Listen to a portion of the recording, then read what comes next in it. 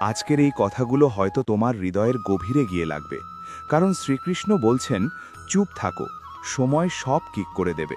কিন্তু এই চুপ থাকা কি দুর্বলতা, নাকি এর মধ্যে লুকিয়ে আছে এক বিশাল শক্তি?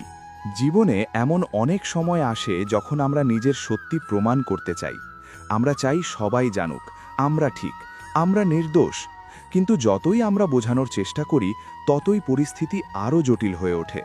তখন মনে হয়, কেন আমি এত কথা বলছি, কেন আমি নিজেকে প্রমাণ করতে এত ব্যস্ত?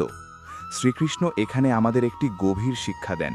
তিনি বলেন, সব সময় নিজেকে প্রমাণ করার দরকার নেই, কারণ সত্যি কখনো চুপ করে থাকে না।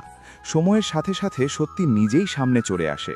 তুমি যতই তাকে লুকিয়ে রাখো, সে একদিন প্রকাশ পাবেই। চুপ থাকা মানে হার মেনে নেওয়া নয়, চুপ থাকা মানে নিজের শক্তিকে সঠিক সময়ের জন্য ধরে রাখা। যেমন নদী সবসময় শব্দ করে না, কিন্তু যখন তার স্রোত বাড়ে তখন সে নিজের শক্তি দেখায়। তেমনি মানুষও সবসময় কথা বলে নিজের শক্তি প্রমাণ করে না। অনেক সময় নীরবতাই সবচেয়ে বড় উত্তর হয়ে দাঁড়ায়। তুমি হয়তো এমন অনেক মানুষের মুখোমুখি হয়েছ যারা তোমাকে ভুল বুঝেছে, তোমার ভালোবাসাকে দুর্বলতা ভেবেছে, তোমার সহানুভূতিকে ব্যবহার করেছে। তুমি হয়তো অনেকবার বলতে চেয়েছ, আমি এমন নই, আমি ভুল করিনি। কিন্তু শ্রীকৃষ্ণ বলেন, যারা তোমাকে বুঝতে চায় না তাদের বোঝানোর চেষ্টা করে সময়ের অপচয়। কারণ বোঝার ইচ্ছা না থাকলে হাজার কথা বললেও কেউ বুঝবে না, আর বোঝার ইচ্ছা থাকলে একটি নীরবতাও অনেক কিছু বলে দেয়।